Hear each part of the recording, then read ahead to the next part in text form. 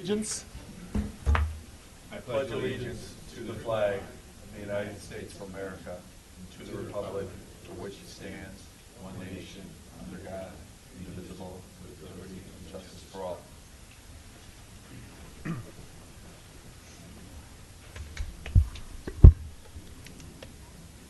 Welcome, everyone. On this day, Wednesday, January 15th, 2014, at 4 p.m., the regularly scheduled board meeting of the Chicago Park District is being held in the 8th floor boardroom of the Administration Building at 541 North Fairbanks Court, Chicago, Illinois. Will the Secretary take a roll call vote of the Commissioners? Yes, sir. Commissioner Koldyke? Here. Commissioner Salgado? Here. Commissioner Allen? Commissioner Edwards? Here. Vice President Lavelle? President Trobert? Here. Quorum is present. Let the record reflect that the General Superintendent, Michael Kelly, is also in attendance. Okay, this meeting will please come to order.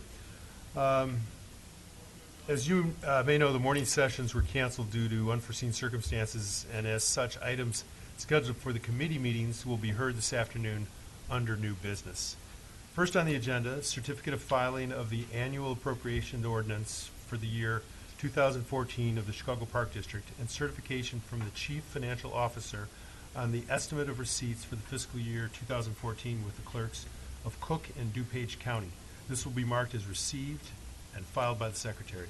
Next is a certificate of publication of the annual appropriation ordinance of the Chicago Park District for the year 2014. This will be marked as received and filed by the Secretary. Item number 3 on the agenda, approval of the meeting minutes from the public hearing held on December 4th, 2013, and the regular board meeting held on December 11th, 2013. Is there a motion? So moved. Second. Will the Secretary take a roll call vote for the adoption of the matter? Commissioner Koldyke? Aye. Commissioner Salgado? Aye. Commissioner Edwards? Aye. President Trobert? Aye. Motion carried and the minutes are adopted. At this time, the Board of Commissioners will consider various matters pursuant to the Illinois Open Meetings Act appropriately discussed in executive session. There will be a discussion of the sale and lease of office and administrative space pursuant to 5 ILCS 120, Section 2, subsection A and C, 5 and 6. Is there a motion? Moved. Second. All those in favor of the motion signify by saying aye. Aye. Against? The motion is carried. The meeting is now in executive session.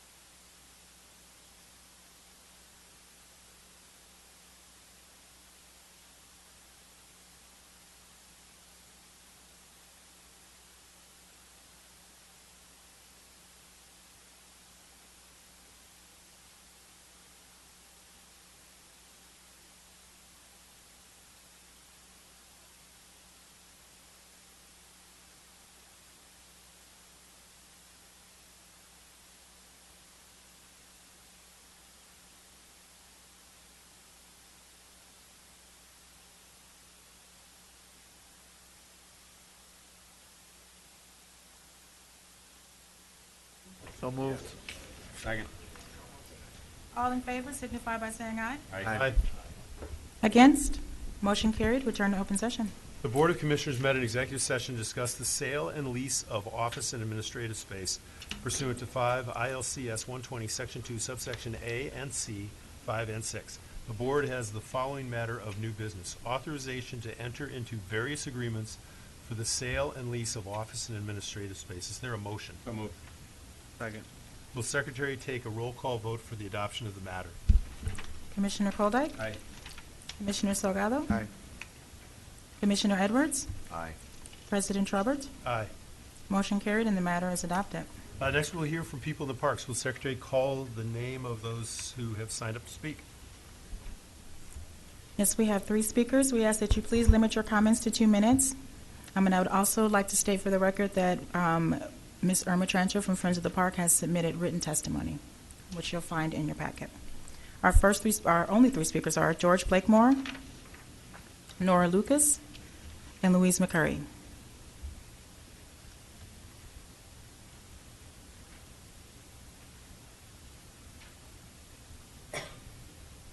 Good afternoon to the citizens of the city of Chicago, to the staff, bureaucrats, and to the board. I am elated to read about this new reverse auction plan that you all have when you're buying products. It's something new and innovative, and it will give you, the Park District, a chance to get a fair price and quality goods. Also, I know that the Zoological Society has the responsibility of Lincoln Park Zoo. In reading an article about this endangered species dealing with the black rhinoceros, several months ago they had a new little baby one there. So they're doing good because in the natural element it's only about 4,000 black rhinoceros in the world. So Lincoln Park Zoo and the Zoological Society should get an A. And that Safari Club down in Dallas should get an F. Trying to auction off that old rhinoceros for $300 and something thousand. So one get an A and the other one get an F. I also am very interested, and I know that you all are, in diversity in the workplace. 30 seconds remaining. Diversity in the workplace. And the 15th of January is Dr. Martin Luther King's birthday, and I'm sure that you all going to celebrate it. And the last thing, I'm kind of jumping from one topic to another, but I'm going to be very, very brief. When it go back, I asked about the designs of those T-shirts, and I think it'd be very innovative to let the children in the park Please make your closing make remarks. a design and then give it to the vendor and that'll be like the first design get a prize, first prize, second prize, and also have a run-up. May God bless all of you, and in return, may you bless someone else. Ms. Lucas?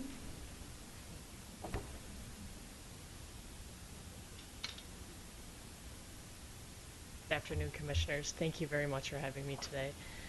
My name is Nora Lucas, and I'd like to talk to you about reforming the Chicago City Amateur Golf Championship.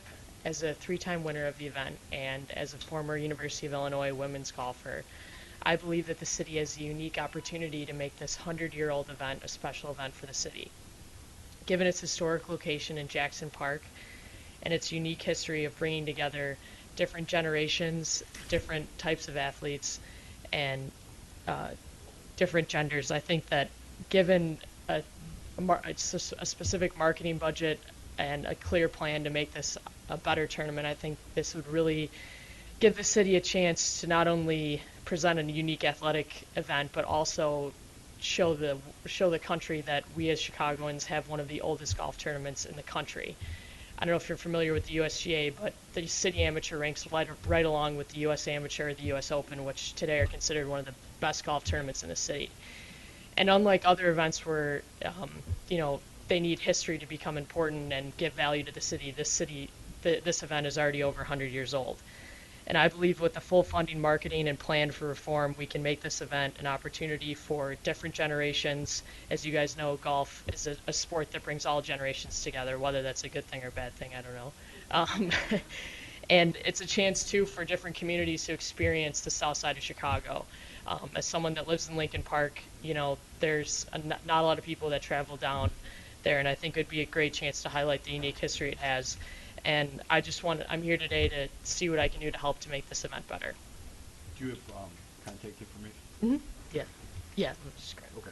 But thank you very much. Commissioner Edwards, an Oskiwawa shout out to your fellow Illini golfer, please. I have to say, it's great news that we have another Illini golfer in the crowd. What is the name of the championship? Chicago? It's the Chicago Amateur. Chicago Amateur. Yep. Chicago City Amateur Championship? Yes. Who runs it? Billy Casper. They run it for us? Yes. How many people play in it? There's about 60. And to give you an idea, last year I won the event by 66 shots. So, and I'm not that good of a player, Big but hitter. Is it a, Is how that many- 50 how many- rounds? no, it's 3 rounds. It's 3 rounds. 3 rounds, and so good players are not coming to it.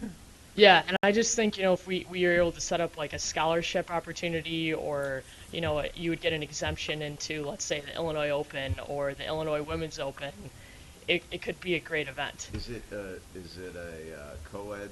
It is a co-ed event, and last year there was 3 women and probably anywhere between 50 and 60 guys, and I beat probably 45 of those men, which is embarrassing, right?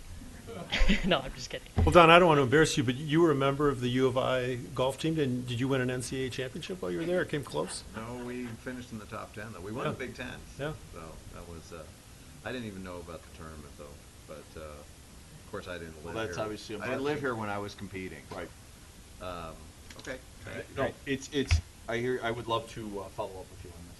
Great. Thank you very much. Thank you. Thanks. Ms. McCurry?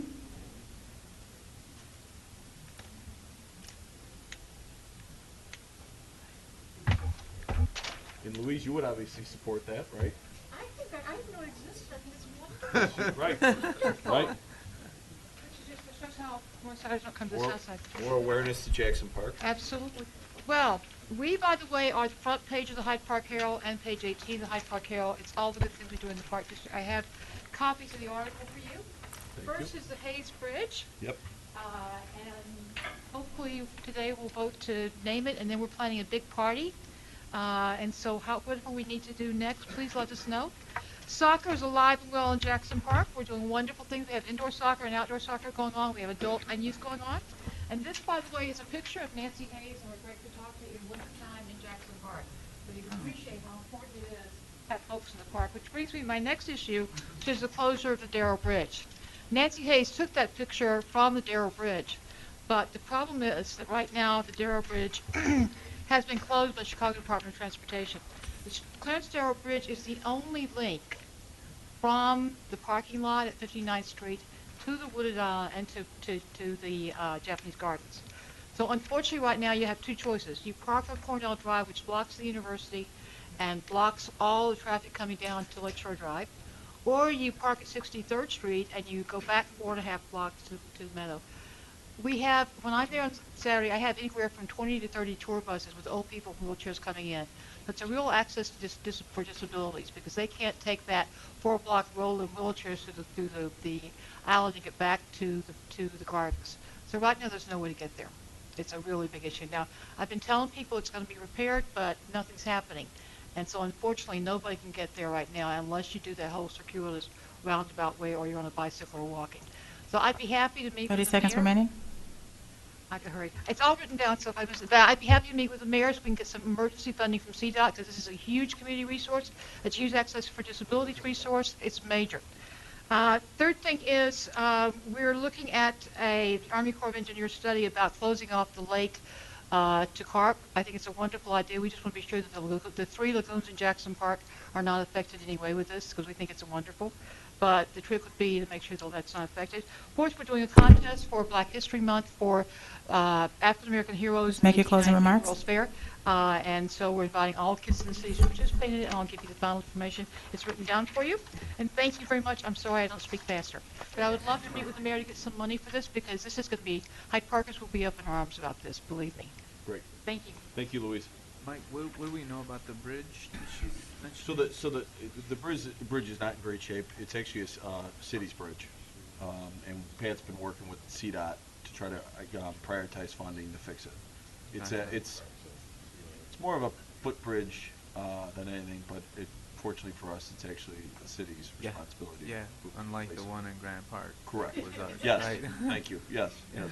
Although I would have traded the bridges. Right. There are no further speakers? Next, under presentation from departments, we will hear the 2013 annual report from the Chicago Park District Inspector General, Allison Perona. Good afternoon, President Traubert, Commissioner, Superintendent Kelly. As President Traubert indicated, I'm here to present an overview of the 2013 activities of the Office of Inspector General. The Office of Inspector General has now been in existence for approximately 20 months, and we, and by we I mean the OIG in management, Park District Management, are now really fully realizing the benefits of the relationship that we've established. Earlier today, I presented at a training of the South Region managers, and I listened to some of the speakers that preceded me, and as I did, I noted that much of the material, or some of the material they presented on, were new policies and procedures that management has developed, implemented, expanded as a result of some OIG initiatives and reviews. Similarly, if you look at your agenda today, as you go down to the reverse auction regarding the apparel, this is something that management developed, again, in part in result of an OIG recommendation of a review that the OIG did pertaining to apparel. 2013 saw an increase in the number of complaints that we received via the hotline. Over 50% of the complaints that we got came from internal sources, our employees, our managers. That's a great number. That shows that our efforts to get out, talk to the employees, spread the word about what the mission is and how everyone here values the integrity of operations, it's working. What's even more astonishing is that over 80% of these contacts that we get from employees are people who walk in, face-to-face contacts, not anonymous calls, but people who are willing to be identified with the complaints that they have and say, hey, we've got something here, we want someone to look into this and maybe fix this situation. So the first set of slides I have here are highlighting some of the investigations that were in the third and fourth quarter of 2013. Right in front of you, you see we had one in December that some gasoline was being stolen. And first time out on the surveillance, we saw the employee do it. We filmed him, we got him. He admitted he did it. He immediately resigned. Cash mishandling. We had several cases regarding cash mishandling in the second half of 2013. Some of it, obviously there's policies and procedures that weren't being followed. Management took our recommendation, disciplined the employees appropriately. You'll see it in this slide. And then again in this slide as well. And also, too, that management is constantly looking at process enhancements when they run into these situations and we make these recommendations. And then another, cash mishandling. This particular one was a larger sum of money. We found over $4,000 in transactions that we couldn't find where there was sufficient records. We did refer this one to the state's attorney's office, and they declined to prosecute this matter. This employee was, however, discharged. What's important to note with all of these is with the cash mishandling, we're getting these reports from management, either through revenue or through other people at the park, but again, it's showing that the system is working. Besides the theft and cash mishandling, probably the other two areas of misconduct that the OIG investigates most often would be time abuse and residency issues. We had numerous time abuse investigations in 2013, and they all came from a variety of sources. One came as a result of, basically, we were looking into a residency issue on one supervisor, and it turned out when we went to verify the residency, we found the supervisor wasn't coming to work. That supervisor was just discharged. Other times, too, this one that I have highlighted here was we were actually out on an OIG initiative, and we couldn't locate the supervisor. So then, instead of doing this other initiative we launched a new investigation into time abuse, and this employee was also discharged. Other things that we find too, and not infrequently, is when there's an issue where someone's thinking there was some misconduct, that someone stole something, etc. We find out that there's a process deficiency. And the case here regarding recording of fees is one of them. There was a concern that perhaps there was some fraud involved with a particular refund. And what we really found out here was that through lack of training, oversight, shortcuts, whatever you will, that the Park District ended up sending a check to a wrong person for a refund over $1,500. So now the Park District is looking at the whole process in order to try to tune it up, refine it, so this doesn't happen again. Apparel purchases, you've heard a little bit about this. You're going to hear more about it later with the reverse auction. Again, this came in as a misconduct allegation that someone had improperly purchased a large amount of jackets for certain employees, very expensive jackets.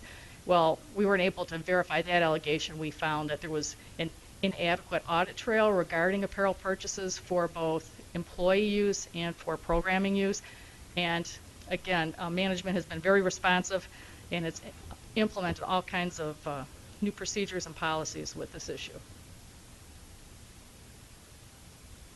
This one's slightly different, and I'm highlighting this because it shows that we expand our activities beyond just our employees.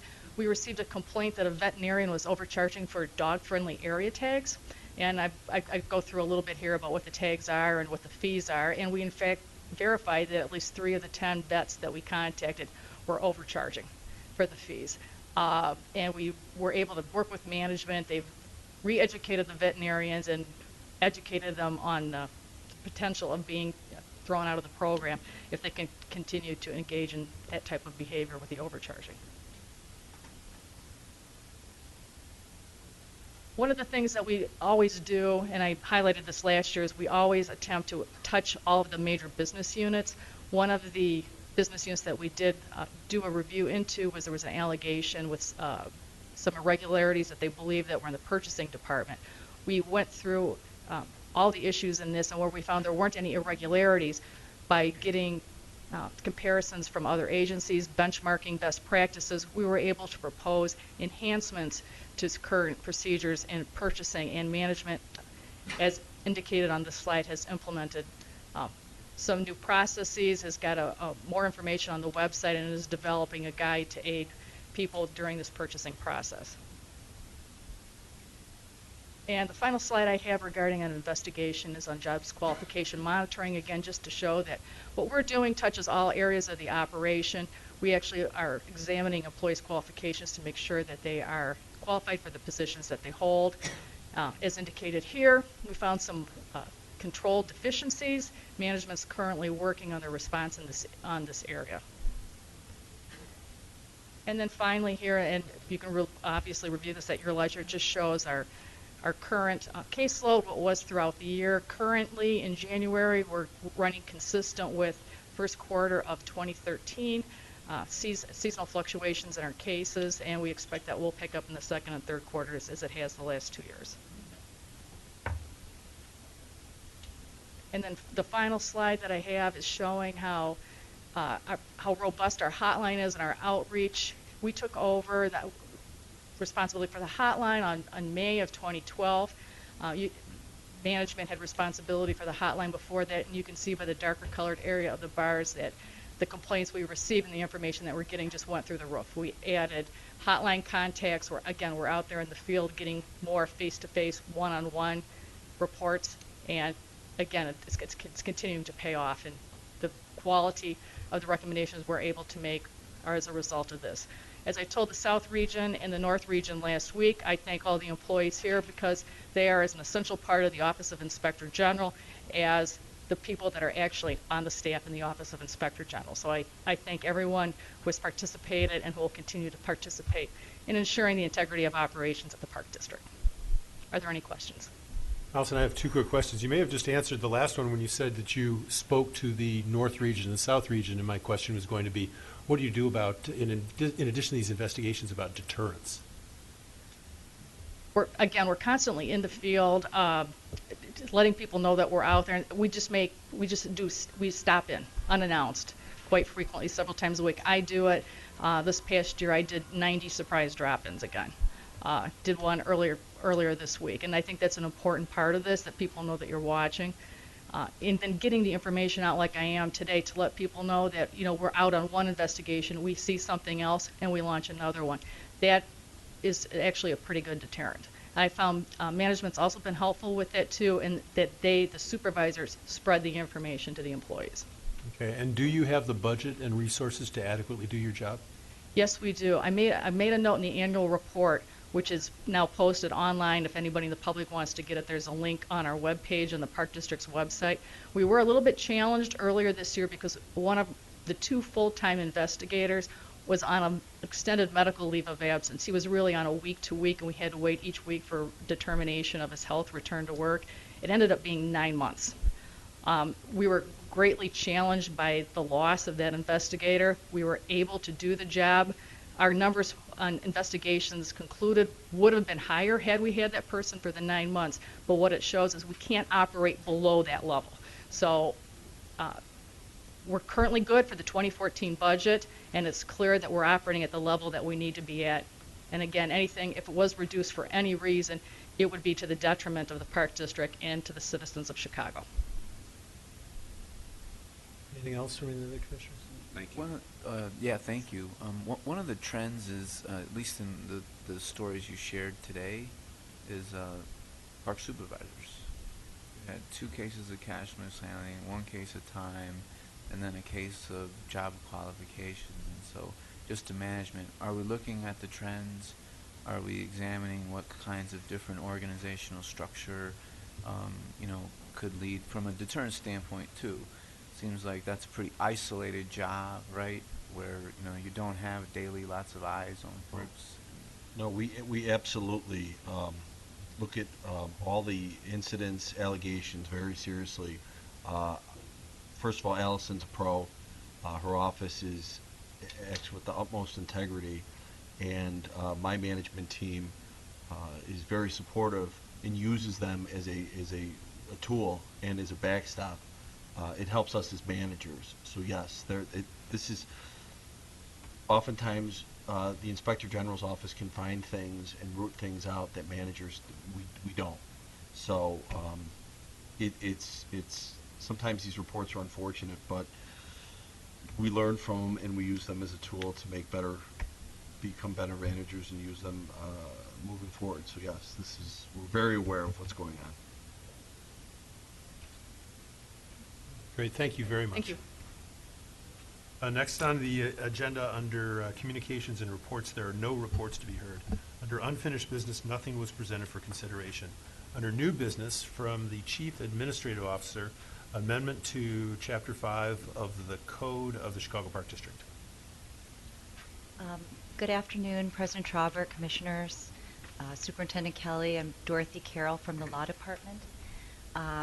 It is recommended that the Board of Commissioners adopt an amendment to Section B8 of Chapter 5 of the Code of the Chicago Park District as it relates to the Family Medical Leave Act, changing the method of calculation of an employee's FMLA leave from a calendar year period to a rolling 12-month period measured backward from the date an employee takes FMLA leave.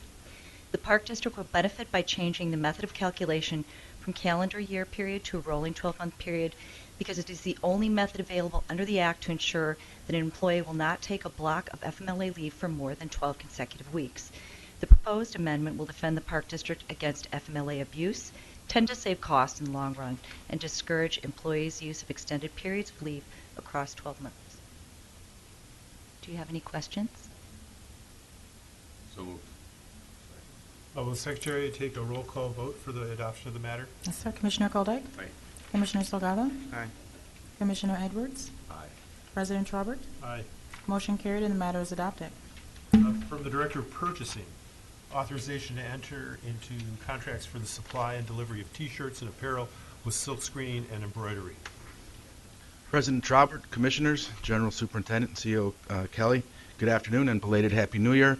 My name is Rafi Sarafian. I'm the Director of Purchasing, and I'm here today to recommend that an order be entered authorizing the General Superintendent or his designee to enter into contracts with Silk Screen Express Incorporated, Top Notch Silk Screening Incorporated, and Windy City Silk Screening for the supply and delivery of T-shirts and apparel with silk screening and embroidery. These contractors were selected pursuant to a publicly advertised invitation for bid. No work may commence and no payment shall be made prior to the execution of a written agreement. This contract represents a significant milestone for purchasing at the Chicago Park District because it's the first time pricing for a contract was secured via an online reverse auction or electronic bidding. The reverse auction went live online on November 15, 2013, and lasted for a few hours. During the reverse auction, the three bidders were able to change their bids by reducing their prices as often as they wanted. The bidders only knew the rank of their bid in each category, but not the rank or price of other bidders, nor the identity of the other bidders.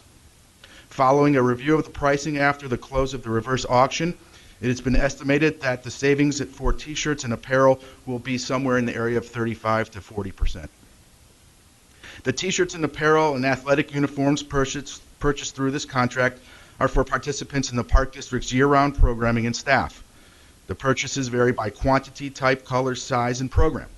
For example, annually the Park District requires approximately 40,000 silkscreen T-shirts for kids in the summer day camps and thousands of other T-shirts and apparel and athletic uniforms with silk screening or embroidery. The invitation for bid identified certain manufacturers or approved equals, including Anvil, Champion, Fruit of the Loom, Gildan, Hanes, and Jerseys. All of these companies adhere to standards, guidelines, and laws that speak to and regulate the production of the shirts regarding workplace safety, labor, and human rights. Silk Screen Express, Top Notch Silk Screening, and Windy City Silk Screening have experience in providing and delivering T-shirts and apparel, athletic uniforms with silk screening and embroidery to the Chicago Park District.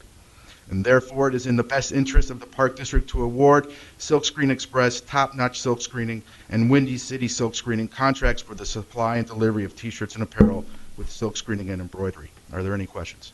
Is this your first reverse auction? Yes, it is. And so what have you learned and what do you think you're going to do in the future? We have learned that it's really, the potential is huge, that it has a good way of driving down our purchase prices. If we were to show you a snapshot, you would have seen over the few hours of the auction the downward line of where they started bidding and where they ended up. And it's exciting for us. There are other agencies and the City of Chicago use reverse auctions as well to make their purchases, and for the same reason. It's efficient, it's online, so it minimizes the paperwork on that end, but then also for us, it really drives down pricing. It's a hyper-competitive way to bid. And we're excited about it, and we hope to be coming back to you more this year and beyond with more awards that are based on the reverse auction. What areas, Rafi, does this? I mean, you could do this for utilities. And if you speak to the folks that run these auctions, they would tell you that they can reverse auction almost anything.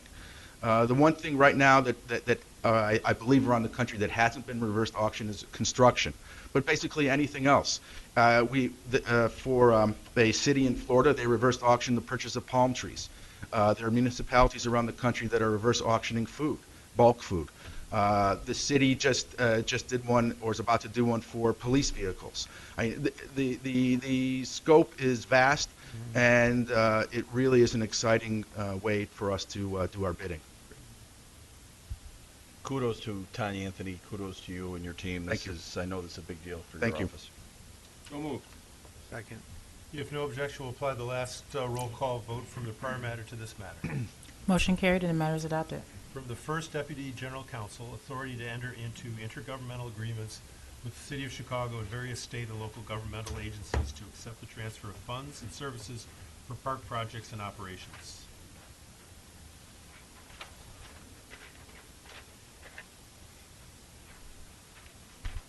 Good afternoon, Commissioners.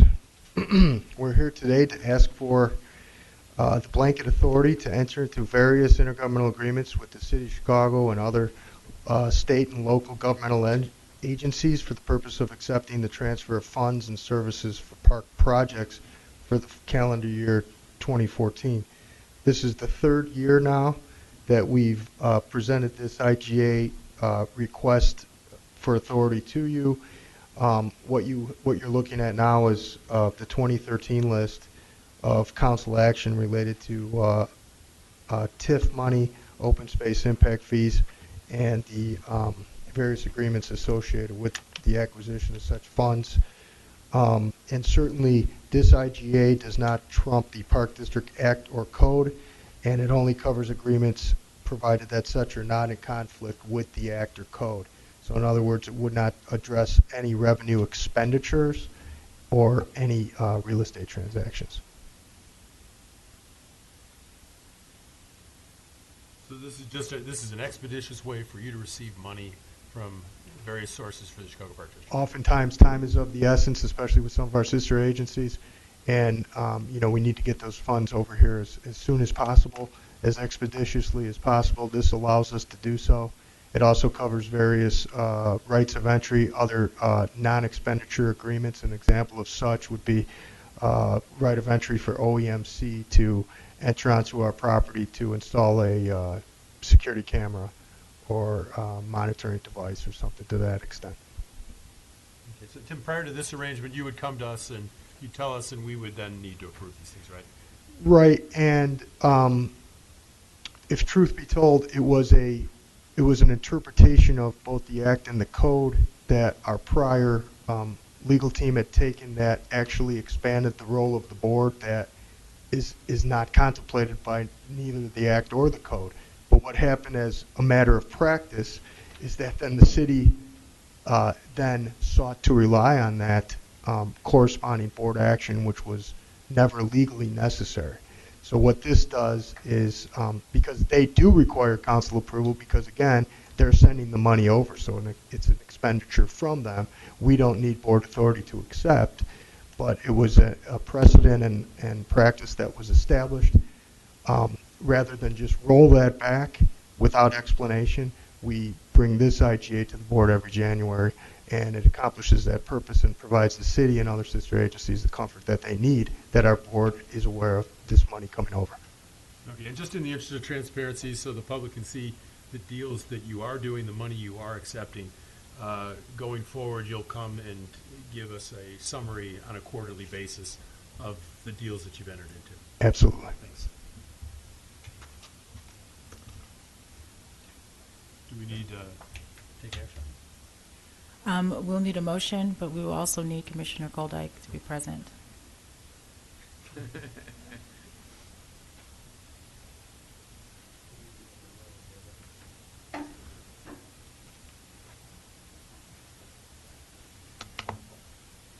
Thanks. Is there a motion? So moved. Second. If no objection, we'll apply the last roll call vote from the prior matter of this matter. Motion carried and the matter is adopted. The next three items we will bundle together. From the first Deputy General Counsel, request to officially name the North Bridge a feature in Jackson Park in honor of Nancy Campbell Hayes. Request to officially name Pratt Beach in honor of Toby Prince, and request to officially name Park number 503 in honor of Clara D. Schaefer. Julia Bachrach. Hi. There we go. Good afternoon, President Traubert, Superintendent Kelly, and Commissioners. I'm Julia Bachrach with the Department of Planning and Construction. As you know, we have 3 naming proposals that were initiated in November and have now gone through the 45-day review period. All 3 of these proposals recognize the contributions of significant Chicago women. Let's see if I can scoot over here so I can do both at the same time.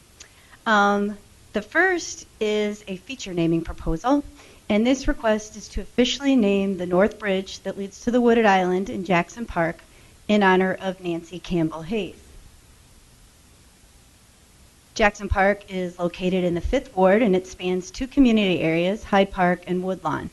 This proposal has the support of Alderman Leslie Hairston, the Hyde Park Historical Society, the Hyde Park Kenwood Community Conference, as well as a petition that was signed by more than 200 individuals.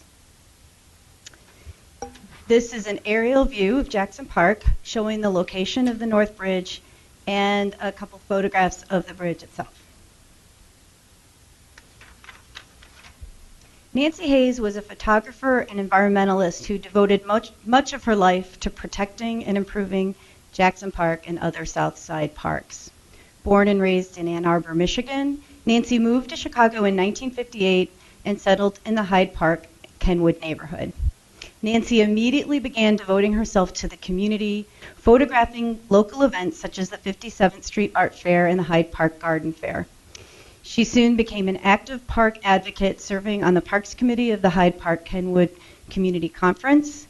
In 1975, Nancy helped to found the Friends of the Parks, and she served on its board for many years. She was also a founding member of the Jackson Park Advisory Council. Nancy bequeathed her entire photography collection, which includes a tremendous collection of photographs of the Southside parks, to the Hyde Park Historical Society. The next proposal is to name Pratt Beach Park in honor of Toby Prince. Pratt Beach Park is located in the 49th Ward in the Rogers Park community. This proposal has the support of Alderman Joe Moore, Congressman Jan Schakowsky,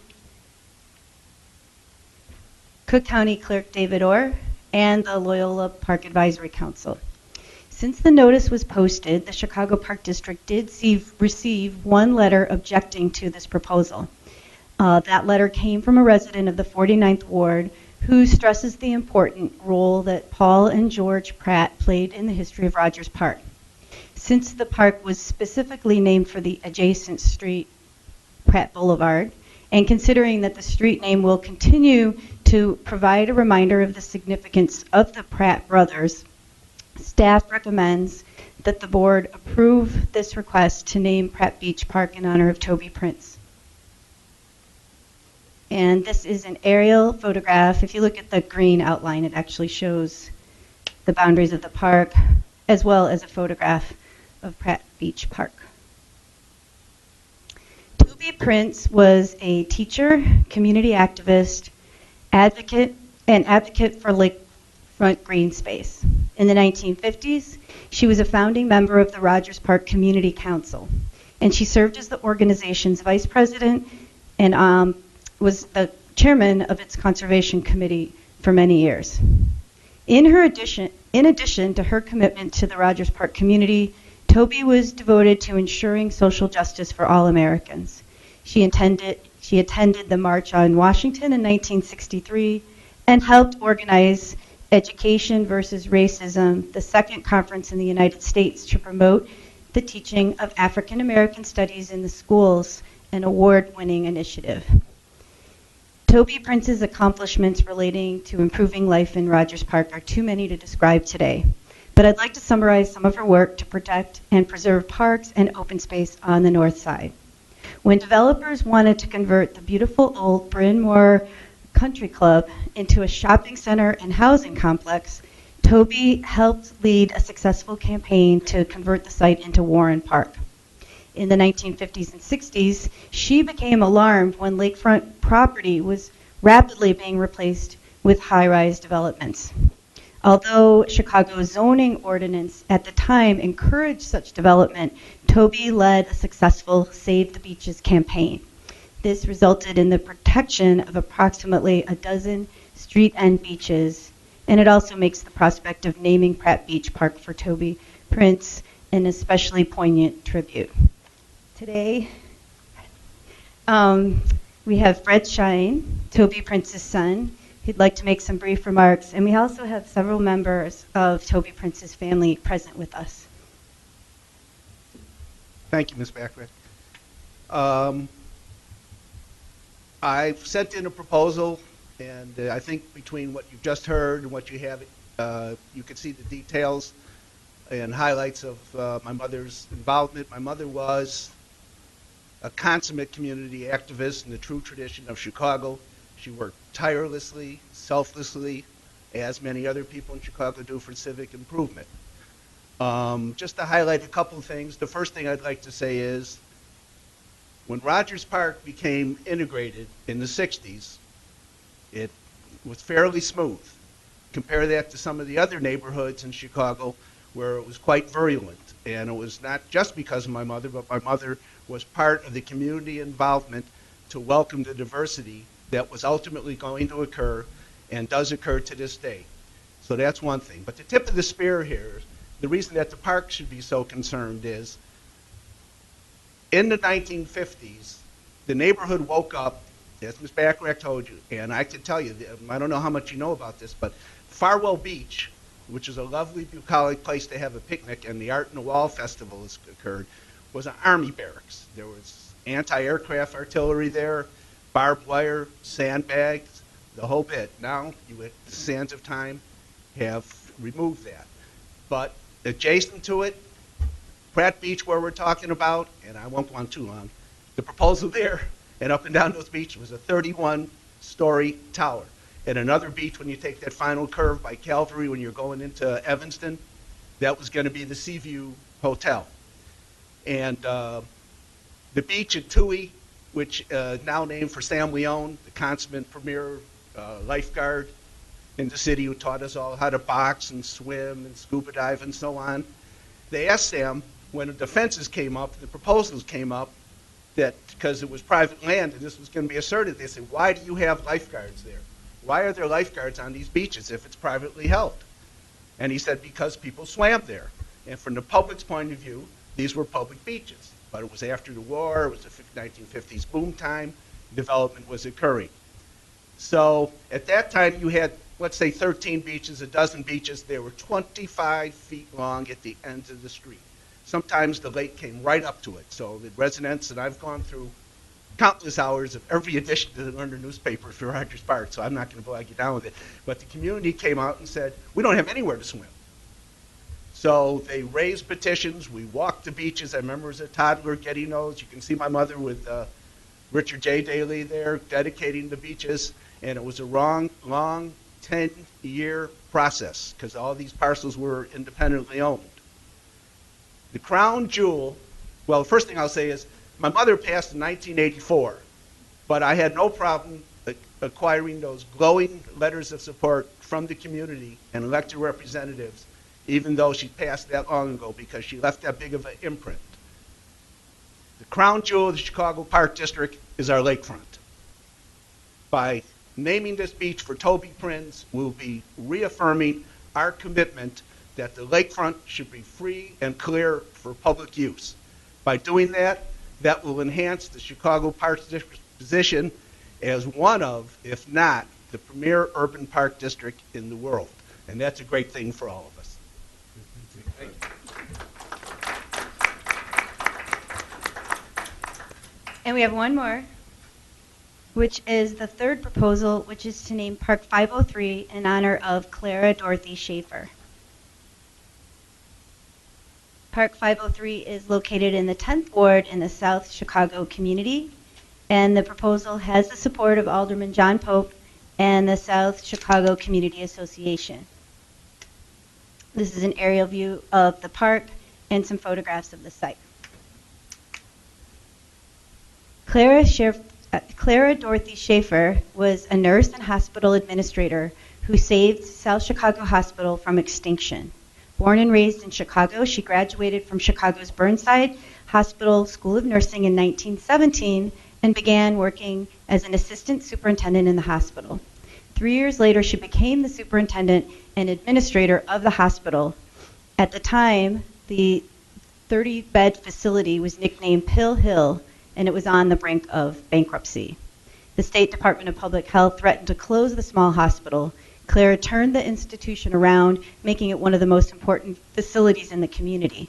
She also made the South Community Hospital School of Nursing a great success. She was so committed to the hospital that she was engaged in every task, from shopping and cooking hospital meals to scrubbing floors and visiting the room of every patient. The hospital still exists and is known today as Advocate Trinity Hospital.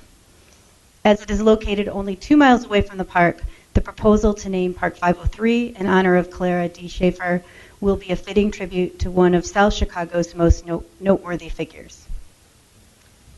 Do you have any questions today? Do you have a motion? So Thank moved. you. Thank you, Julie. Second. To all three at once? Yep. Yes. So moved. If no objection, we'll apply the last roll call vote from the prior matter to this matter. Motion carried, and the namings are adopted.